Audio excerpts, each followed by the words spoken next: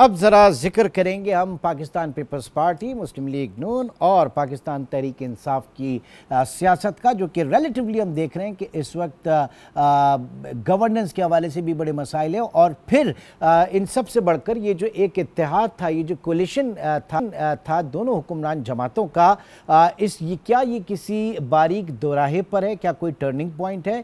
बहुत सारी चीज़ें जो है इसमें डिस्कस की जा रही हैं। तो मैं अपने गेस्ट पैनल से आपका तारुफ कराता चलूँ। सहाफ़ी, तज्ज़ियाकार और एंकर पर्सन शौकत पराचा साहब इस्लामाबाद से हमारे साथ मौजूद हैं। पराचा साहब, बहुत शुक्रिया आपके वक्त का। और साथ ही साथ हमारी ब्यूरो चीफ पेशावर फ़रज़ाना अली भी इस वक्त हमारे साथ मौजूद हैं। फ़रज़ाना, आपका भी बहुत शुक्रिया। पराचा साहब, आपसे मैं जानना चाहूँगा सबसे पहले, ये जो एक इशू खड़ा हुआ था सैलाब ज़दगान की इमदाद के हवाले से, उनकी रिलीफ के हवाले से, पाकिस्तान पीपल्स पार्टी और नून लीग से वो अब पहुंच चुका है कश्मीर तक। तो ये इस वक्त सूरत हाल क्या है? क्या ये दोनों सियासी जमातें किस हद तक एक दूसरे से इख्तिलाफ बरत रही हैं, और क्या ये इख्तिलाफ किसी मोड़ पे इतना संगीन हो सकता है कि अपार्ट हो ये कोलिशन को कोई ख़तरा हो? बहुत शुक्रिया। देखिए, जो सैलाब वाले मामलात थे वो तो अब वो तसादुम या वो बयानात ख़त्म हो गए। बिल्कुल। एज अ जर्नलिस्ट मैं बता रहा हूँ कि मैंने अभी वो बयानात नहीं देखे। अब जो आपने कहा कि कश्मीर तक पहुँच गया है, तो कश्मीर तक ये दोनों पहुँच गए हैं। दोनों जमातों में ये तो इत्तफाक है कि ये हुकूमत जो है चौधरी अनवारुल हक की ये जानी चाहिए। नून लीग कह रही है कि हम बस आराम से अपोजिशन में बैठेंगे, पीपल्स पार्टी हुकूमत बनाना चाह रही है तो बना ले। पीपल्स पार्टी वाकई हुकूमत बनाना चाह रही है, मीटिंग्स पे मीटिंग्स हो रही हैं। और ये भी सुना है कि सुल्तान महमूद चौधरी साहब के साथ भी, उनके उस ग्रुप के साथ भी कहीं ना कहीं राब्ते हैं ताकि नंबर्स पूरे किए जाएं। कोई 27 नंबर चाहिए, 26 उनके पास हैं। इसलिए इन वजूहात की बिना पर मैं नहीं समझता कि पीपल्स पार्टी और नून लीग जो है वो they will part ways from each other, क्योंकि जो फैक्टर्स उनको अलहदा करने वाले हैं वो निस्बतन वीकर हैं, कमज़ोर हैं उन फैक्टर के मुकाबले में जो उनको मुत्तहद रखने वाले हैं। और सबसे बड़ा फैक्टर ये है कि दोनों इस सिस्टम को आगे लेके चलना चाह रहे हैं, जिसमें पीपल्स पार्टी आईनी ओहदे रखती है और नून लीग जो है वो हुकूमत रखती है। इसलिए मुझे कोई अभी नहीं ऐसा नज़र आ रहा। खान साहब, माजी में 90s में हमने देखा कि एक पार्टी दूसरे की लेग पुलिंग करती थी तो तीसरी पार्टी फ़ायदा उठाती थी। खान साहब अभी किसी मूड में नहीं है, और आज ही अगर उनके बयानात तो उस जलसे में जो आपने सुने होंगे, करक वाले जलसे में जो कुछ उन्होंने कहा वो तो किसी पार्टी के साथ। आज भी सुहेल आफरीदी ने कहा कि हम भुट्टो नहीं हैं, हम शरीफ नहीं हैं, हम फलाने नहीं हैं। इसलिए मुझे नहीं लग रहा कि वो तीसरी कुव्वत किसी एक कुव्वत के साथ मिलकर दूसरी को नीचे दिखाए। रादर वो जो बयानात हैं या जो उनकी स्ट्रेटजी है वो तो दोनों के इत्तेहाद को और स्ट्रेंथन कर दिए। लेकिन मसला ये ना, पराचा साहब, एक सवाल मैं आपसे और पूछूंगा, फिर फरजाना की तरफ भी जाएंगे, कि बात ये की जा रही है कि ज़ाहिर है कि पाकिस्तान पीपल्स पार्टी के पास इस वक्त आईनी ओहदे हैं, लेकिन बिलावल भुट्टो जो है इस मुल्क के यकीनन वज़ीर आज़म बनना चाहेंगे और सदर आसिफ अली जरदारी की अवलीन ख्वाहिश यही होगी। लेकिन पाकिस्तान में जब तक पंजाब उनके पास नहीं आएगा तब तक पीपल्स पार्टी की वो पोजीशन नहीं होगी। और 10 मई के बाद हमने देखा कि बहुत स्ट्रेंथन हुई शहबाज शरीफ साहब की गवर्नमेंट, और पंजाब में मरियम नवाज जो है वो 1 इंच देने के लिए तैयार नहीं है इख्तिदार में या चीज़ों में। तो मसला सारा ये कि इस वक्त जो पंजाब में वोट बैंक है, एक तो वो है जो प्रो नून लीग है, एक वो है जो एंटी है वो प्रो पीटीआई है। तो ये इस वक्त एक एंटी मुस्लिम लीग नून बनने की कोशिश की जा रही है पीटीआई के वोट बैंक को लेने के लिए पीपल्स पार्टी की तरफ से, या क्या है पंजाब में एग्जैक्टली हो क्या रहा है? पहली बात तो ये जो वज़ीर आज़म बनने की बातें हैं, ये ज़्यादा हम तज्ज़ियाकार टॉक शोज में बैठ के करते हैं। जो फैक्टर्स आपने भी गिनवाए, क्या वो पीपल्स पार्टी की क़यादत को नहीं पता? क्या पीपल्स पार्टी को नहीं पता कि अभी पंजाब 155 सीटें हैं पंजाब की, कि अभी हम वो सीटें नहीं ले सकते?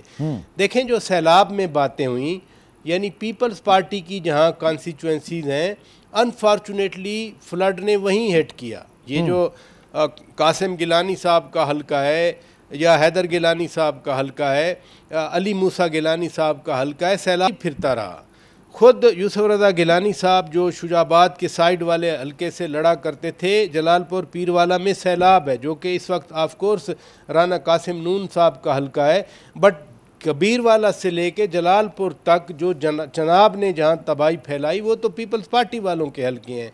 सिमिलरली अलीपुर मुजफ्फरगढ़ में जहाँ पर ज़्यादा सैलाब ने डैमेज किया, वही साथ वाला हल्का नवाबजादा मंसूर अली ख़ान साहब का हल्का है। तो लोग जब आएंगे आपके पास, वो कहेंगे हमारे घर गए, हमारे दाने गए, हमारे मवेशी बह गए, तो फिर जो पीपल्स पार्टी के MNAs हैं, MPAs हैं, वो आवाज़ तो बुलंद करेंगे।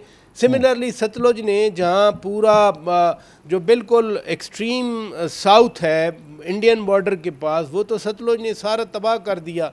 वो लोग आवाज़ बुलंद करेंगे, लेकिन जैसे मैंने कहा कि ये मामलात अभी सैलाब वाले थोड़े पीछे चले गए। जो फैक्टर्स कंट्रीब्यूट कर रहे हैं इनके इत्तेहाद को, वो ज़्यादा स्ट्रेंथन हो रहे हैं। ठीक है जी, फरजाना आपकी तरफ आते हैं। फैक्टर जो स्ट्रेंथन कर रहे हैं वो यकीनन ज़्यादा अहम है, और ऐसे में अब जो बात PTI के हवाले से है, आपके सूबे के जो है वो एक नए वज़ीर आला भी आ चुके हैं, लेकिन उसके बाद अभी तक उनकी बानी से मुलाकात नहीं हो सकी है। क्यों नहीं हो सकी, क्यों इसमें जो है वो ख़तरा है मुलाकात कराने वालों को? और फिर दूसरा ये कि अभी तक उन्होंने काबीना फाइनल नहीं की। काबीना भी उसी वक्त बनेगी जब वो नाम सामने दिए जाएंगे, बानी की तरफ से अप्रूवल होगा। दूसरी चीज़ ये कि क्या ये अली अमीन गंडापुर वाली काबीना से मुख्तलिफ नाम होंगे या घूम फिर के वही लोग होंगे? क्या तज्जिया है जी फरजाना? बहुत शुक्रिया इमरान। इसमें कोई शक नहीं है कि इस वक्त खैबर पख्तूनख्वा में जो वज़ीर आला हैं सुहेल आफरीदी साहब, उनके आने के बाद जो सबसे इम्पोर्टेंट चीज़ है वो ज़ाहिर है काबीना की तश्कील थी। लेकिन उन्होंने वाज़ेह तौर पर पहले दिन कह दिया था कि मैं पहले खान साहब से मिलूंगा और उसके बाद मैं अपनी काबीना तश्कील दे दूंगा।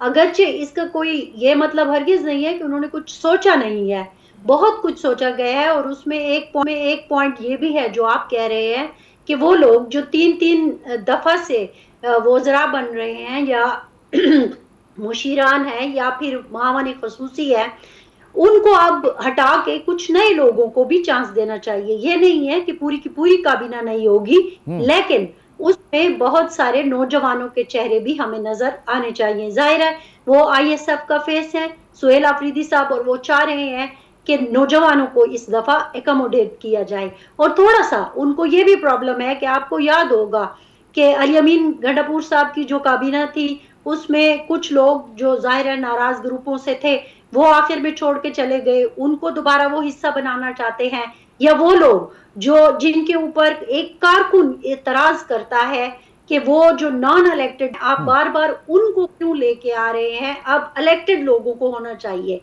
अब इसके बारे में जब हमने सुहेल आफरीदी साहब से खुद मैंने ये सवाल किया और उनसे पूछा कि जो नॉन इलेक्टेड लोगों पर बार बार एतराज किया जाता है, आप क्या करेंगे, आपका फैसला क्या होगा? उन्होंने कहा कि मैं ये बातें, इसीलिए तो मैं खान साहब से मिलना चाहता हूं कि मैं उनके सामने ये गुजारिशात रखूं और उनको बताऊं कि लोगों की क्या राय है। अब उनकी राय अगर लोगों की राय के मुताबिक हुई तो फिर आपको वो तब्दीली नजर आ जाएगी। लेकिन अगर वो कहेंगे चूंकि वो ताहयात चेयरमैन है और वो जो फैसला करेंगे, वो जो मुझे कहेंगे, फिर मैं उसको फॉलो करूंगा। तो हमारा सवाल ये था, इसका मतलब ये है कि जिनके ऊपर एतराज है वो अगर कहेंगे कि इनको लेके चला जाए तो आप उनको लेके चलेंगे? उन्होंने कहा बिल्कुल ऑब्वियस बात है कि मैं लेके चलूंगा। तो बुनियादी तौर पर जो आपके सवाल का पहला हिस्सा था कि क्यों इसको डिले किया जा रहा है और खान साहब से क्यों नहीं मुलाकात कराई जा रही एक वजीर आला की, तो उसकी मुझे तो यही एक वजह नजर आती है। खैर मेन वजह तो उन्हें ही पता होगी जो नहीं मिलने दे रहे,